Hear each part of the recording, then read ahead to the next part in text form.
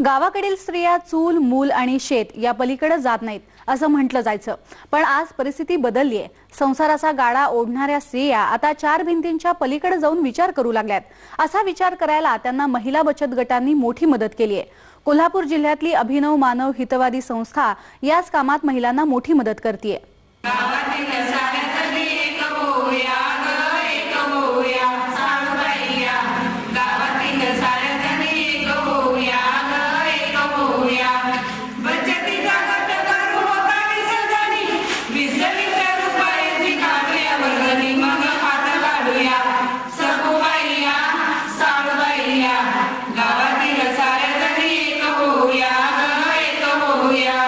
बचत गटांच्या चळवळीनं महिलांच्या आणि ग्रामीण भागाच्या विकासात मोठं योगदान दिलंय।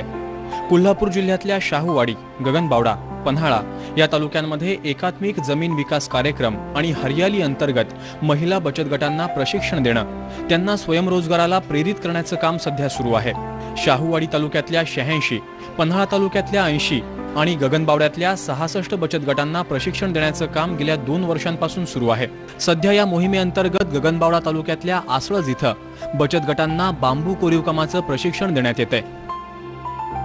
आम्ही ते DRDA आणि एकात्मिक पडीक जमीन विकास कार्यक्रमांतर्गत DRDA आणि सामाजिक वनीकरण विभाग याच्या अंतर्गत आम्ही इथे गगनबावडा तालुक्यामध्ये 8 गावांमध्ये हा प्रकल्प चालू आहे। हरियाली प्रकल्पाचं नाव आहे। अगदी कमीत कमी खर्चामध्ये महिलांनी वेगवेगळ्या छान वस्तू तयार केल्या आहेत। साधारण आम्ही आज 3 दिवसामध्ये जहाज बनवणे, फुलं तयार करणे, फ्लॉवर पॉट तयार करणे, फोटो फ्रेम तयार करणे अशा वस्तू शिकवल्या।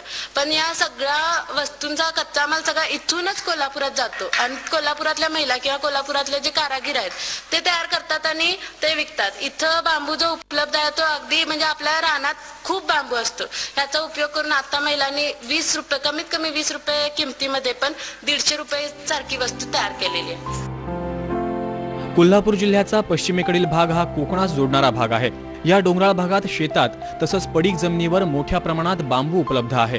त्यामुळे इथल्या बचत गटांना बांबूच्या वस्तू बनवण्याचं प्रशिक्षण देण्यात येते। या प्रशिक्षणामुळे महिलांना रोजगाराच्या नव्या संधी मिळणार आहेत।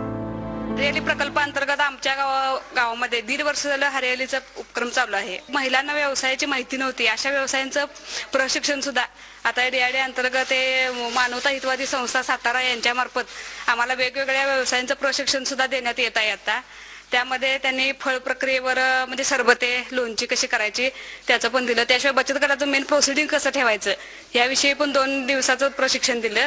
सध्या आमचं आता 3 दिवस झालं बांबूवर कोरीव काम करून बांबूपासून वेगवेगळ्या वस्तू कशा तयार करायच्या याविषयीचं प्रशिक्षण सुद्धा आम्हाला आता या मानवता हितवादी संस्थेमार्फत मिळालेलं आहे। जोपर्यंत आमच्याकडे कच्चा माल उपलब्ध होता पण त्याचा आम्ही वापर करत नव्हतो, पण आता हे प्रशिक्षण मिळाल्यामुळे आम्ही हे बचत गटांचे ज्यावेळी स्टॉल प्रदर्शन असतात त्यामध्ये आम्ही जरूर प्रदर्शन पण करू आणि विक्री पण करू त्याची। या महिलांनी बांबूपासून वेगवेगळ्या वस्तू बनवल्यात। त्यांनी तयार केलेल्या बांबूची बोट, फ्रेम्स, फ्लॉवर पॉट्स अशा सुबक आणि कोरीव वस्तूंना बाजारात मोठी मागणी आहे। अशा वस्तूंवर रंगकाम केल्यानं त्या वस्तू आणखी आकर्षक दिसतात। कच्चा माल आपल्या जवळ आणि सहज उपलब्ध झाल्यानं बचत गटांच्या या वस्तूंना मोठी मागणी आहे। आता सध्या आमच्या इथे हरियाली प्रकल्पाचा हे चालू आहे आणि वनीकरण खात्याकडून आम्हाला हे प्रशिक्षण देण्यात येत आहे।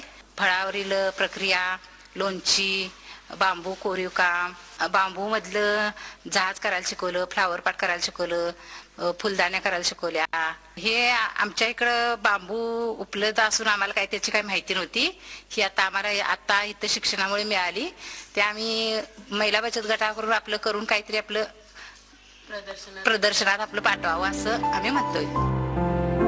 ग्रामीण भागात स्वयंरोजगाराची निर्मिती झाल्यास विकास करणं सोपं होणार आहे। राज्यात बचत गटांच्या चळवळीनं महिलांच्या विकासाला मोठं बळ दिलंय। महिलांचा विकास झाल्यास कुटुंबासह गाव आणि पर्यायानं देशाचा विकास होणार आहे। त्यामुळे या भागाच्या विकासात अभिनव मानव हितवादी संस्थेचं मोठं योगदान असणार आहे। चंद्रशेखर खोले, स्टार माझा, कोल्हापूर।